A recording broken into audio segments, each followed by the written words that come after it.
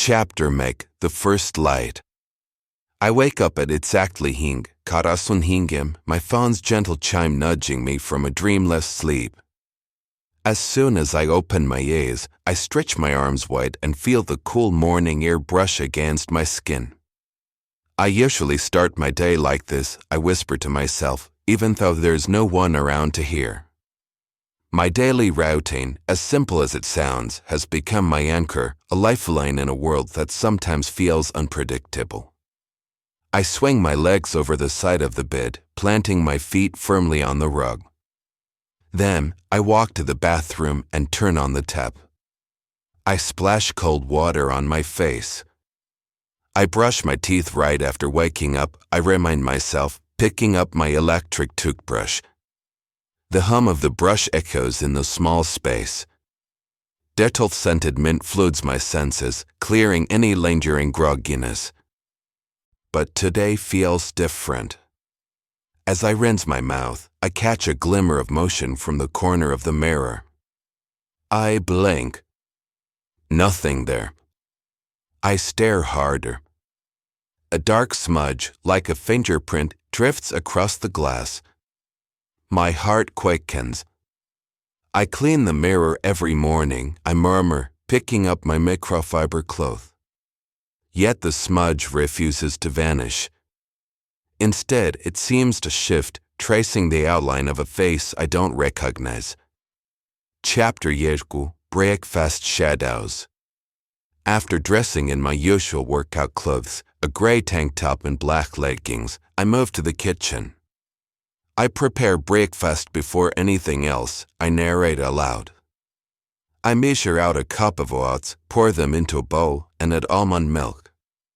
Then I top it with fresh strawberries and a spoonful of honey. The routine is comforting, predictable. I sit at the small table by the window and take my first bite. The sweetness of the berries mixes with the warmth of the oats. Outside, the sky is tinged with pink. I take another spoonful. I eat breakfast around vets, bassen hingem every day, I note. But today, the ticking of the clock sounds loud, almost frantic. There's something in the hush of the morning that feels off. I glance toward the entrance. My front door is slightly ajar. My heart thumps against my ribs. I lock the door before going to bed, I say fiercely, pushing myself up and grabbing the nearest object, a metal spatula. I creep forward, each step deliberate. The door stands ajar, the lock unbroken. I push gently, it swings open easily. Outside, my small hallway is empty. I exhale. Relief floods me, but so does confusion. I check the door every morning, I whisper, turning back toward the kitchen. My breakfast sits undisturbed, but the feeling of being watched lingers. Chapter 3: The Morning Run. I grab my running shoes and my water bottle. I go for a run a bit, yeresunam, I say as I step outside.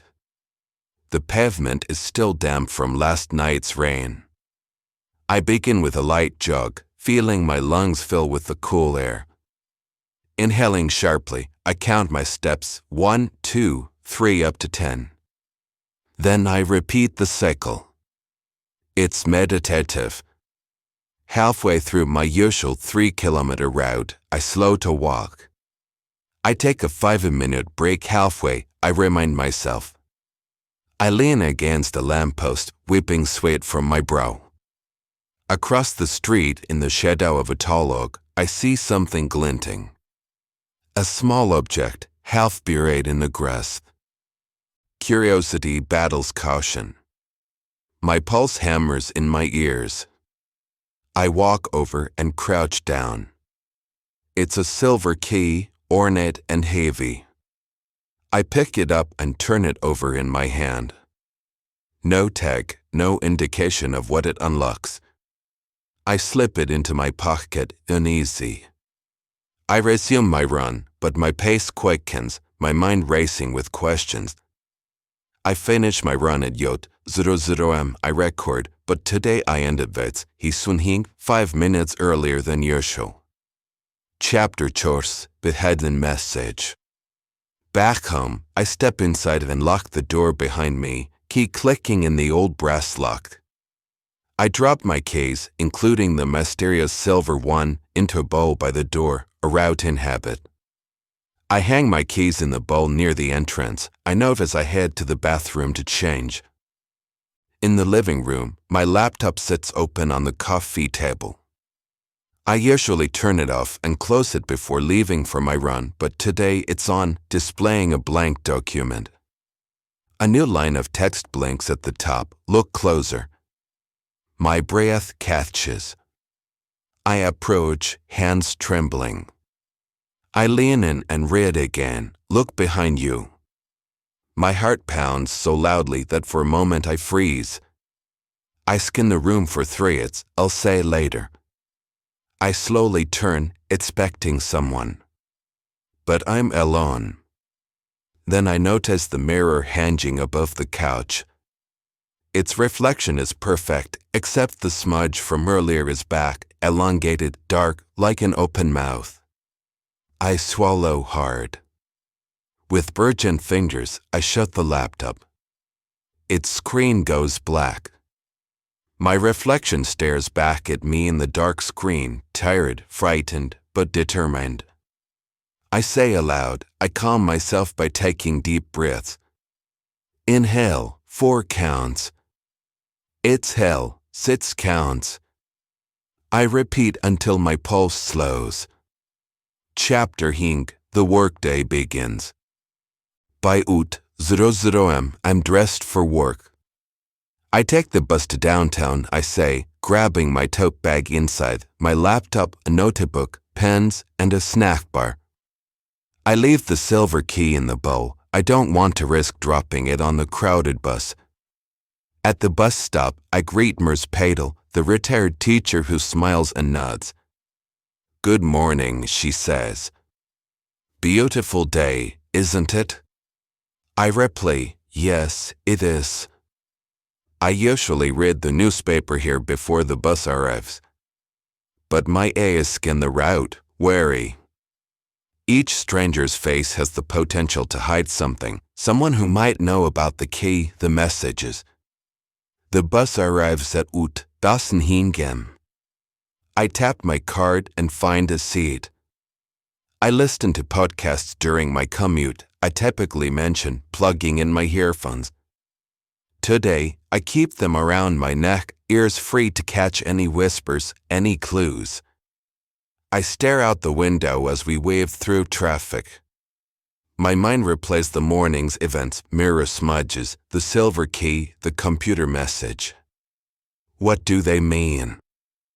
Who is behind them? Chapter vets, the office puzzle. At Karasunhingem, I swipe in at the office. I usually say hello to my colleague, Sarah, I recall. But Sarah is nowhere at her desk. A sticky note lays in its place, be careful. My hand trembles as I pick it up. The handwriting is eerily familiar. I've seen it before, but where? I trace the curves of the letters with my fingertip, feeling a chill. I drop the note into my bag and head to the break room. I make a cup of tea around Nina. 00m, I say, selecting Earl Grey as always. The kettle whistles. I pour hot water into my mug. Steam curls upward, comforting. But the sticker on the counter catches my eye. Tenny silhouette of a key, exactly like the one I found. Beneath it, in minuscule print, you have the beginning. My breath catches. My tea trembles in the cup. I set it down hurriedly, leaving half finished, and return to my desk. I sit and open my laptop. My inbox has one new message, subject line, when routines change, so do fates. I click it, the body contains only coordinates and a time. Dasenchors, hink hazar harur ksan yereknen harur ksan, ina hazar ut harur ksan yerguiedvets, 00pm. I stare at the numbers. They look like GIPS coordinates. I Google them in my mind, Manila. No, I check again. Dasanchors, Hinkazar Harurksan Yereknen Harurksan, Inhazaru Harurksan Yerkui is actually near Laguna, outside the city. Why would someone send me this? My pulse quickens. I print the message and pin it to the corkboard beside my monitor. Chapter Yot, Lunch and Doubt. At Dasnierku, Yeresumpam, I walk to the cafe across the street. I have lunch at the same place, I explain, passing through the glass doors. The barista greets me by name. I order my usual, grilled chicken wrap and iced tea. While waiting, I glance at the coordinating message again. My fingers drum on the table. Across the street is a bulletin board with flyers for weekend events. One shows a map of hiking trails near Laguna. I follow the flyers map with my eyes, tracing the serpentine roads. I realize the coordinates match a trailhead. Someone wants me there at Vets, 00 pm. Would I? For what? I finish my rep mechanically, barely testing the chicken. I pay and leave, heart still racing. Returning to the office, I sit back at my desk. Sarah still hasn't returned. A knot of worry forms in my stomach. I call her cell phone, I say out loud, picking up my phone. It rings 4 times and goes to voicemail. My thumb hovers over the end button. I press it anyway. No message. No clues. I put the phone down, exhaling a breath I didn't know I was holding. Chapter Ut, Afternoon Shadows. The afternoon crawls by. I try to work on my project, but my mind races with what-if scenarios. I take short breaks to clear my head, I remind myself, standing to stretch. I walk over to the window and look down at the busy street. Cars and buses and pedestrians blur into a chaotic stream, life going on as normal while mine feels suspended in ambiguity. Edyerik, karasun hinkpim, the phone on my desk rings. I answer. A voice, distorted, whispers, time is ticking. Then silence.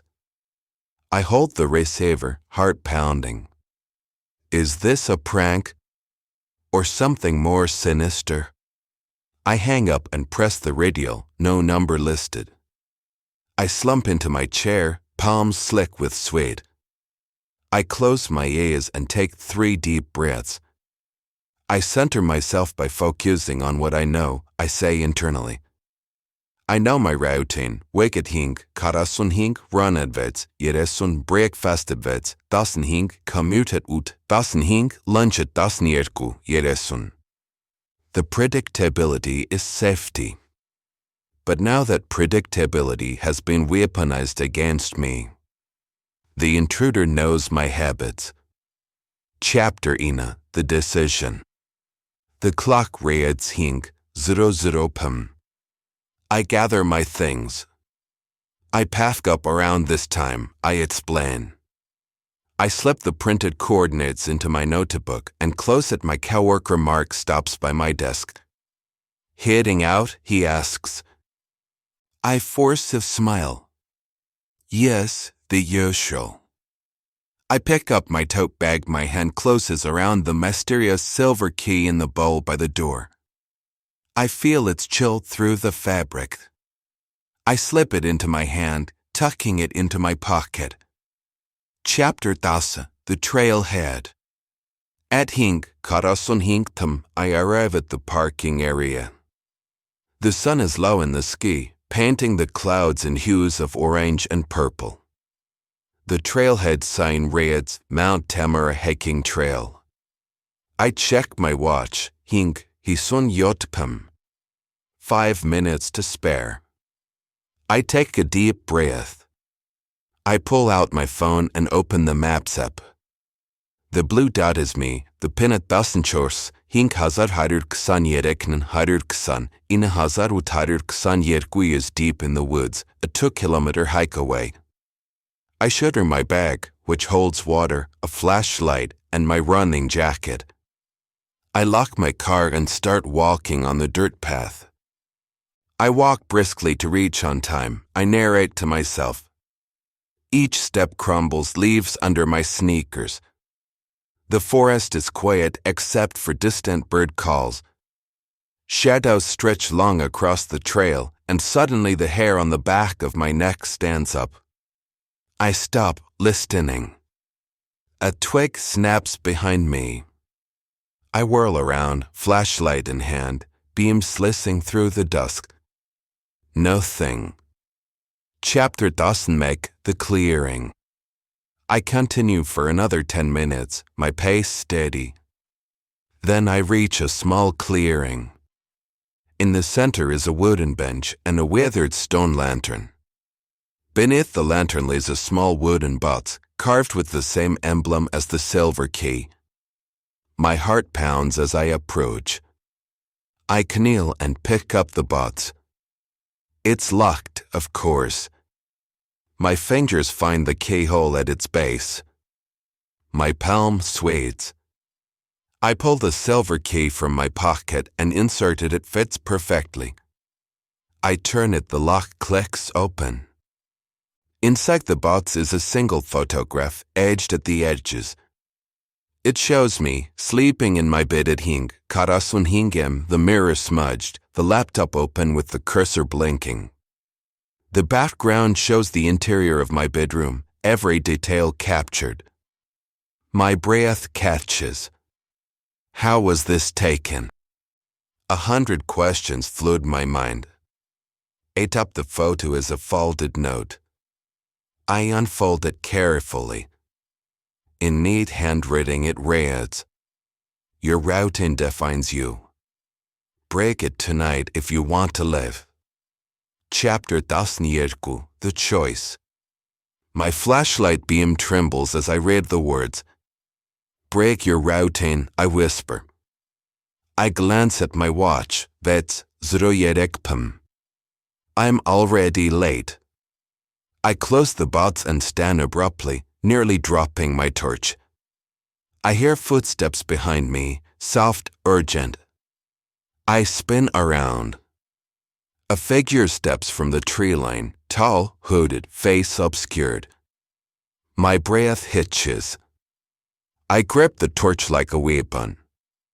The figure holds out a hand, pointing to the box in mine. I step back, heart thudding. The figure's voice is low, distorted. Routing is safety, but it's also a trap. You can't win if you play by their rules. I swallow. Who are you? What do you want? They step closer, shadows shifting. I'm someone who knows what happens when life becomes too predictable. You need to tear up your schedule, startling others, including yourself. My mind races. But why? Who is targeting me? They pause, then lean forward. That's for you to discover. But if you keep obeying their timetable, the timetable will obey them, and they'll decide your fate. The words hang in the cold air. My pulse surges. I realize something vital. I've been letting my own comfort, the routine, become a prison. Escaped means breaking free. Chapter 20, Breaking the Mold. I take a step toward the hooded figure, torchlight trembling across their cloak. "Tell me," I say, voice firmer than I feel, "how do I start?" They produce a small envelope from within their cloak and toss it to me. I catch it, heart racing. I open it. Inside is a single business card.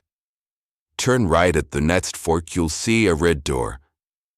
They vanish into the trees as suddenly as they appeared, leaving me alone in the clearing. My mind reels. The envelope, the card, the message, it all points to one thing: unpredictability. I tuck the card into my notebook. Then, with resolve, I slam the lid on the wooden box, pocket the key, and turn away from the trail. I take a different path, the left one, into deeper woods. I move faster than before, the branches whipping at my arms.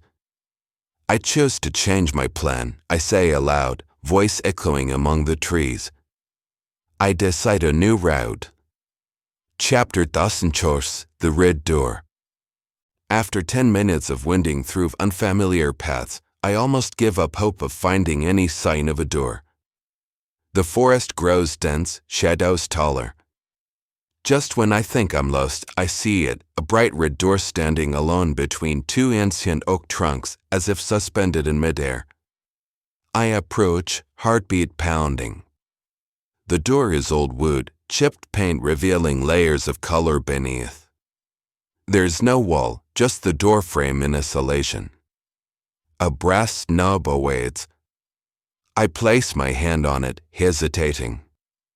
Then I remember, routines may protect, but they can also blind. Breaking free demands courage. I turn the knob, and the door swings inward. Beyond it is not forest, but a small room, plain walls, single window, desk with a lamp. On the desk lay 4 envelopes. Each is labeled early morning, midday, evening, night. I picked up the first. I open it inside, a diary entry written in my handwriting, dated last night at Dawson. Tomorrow will be different. I will not follow my usual path.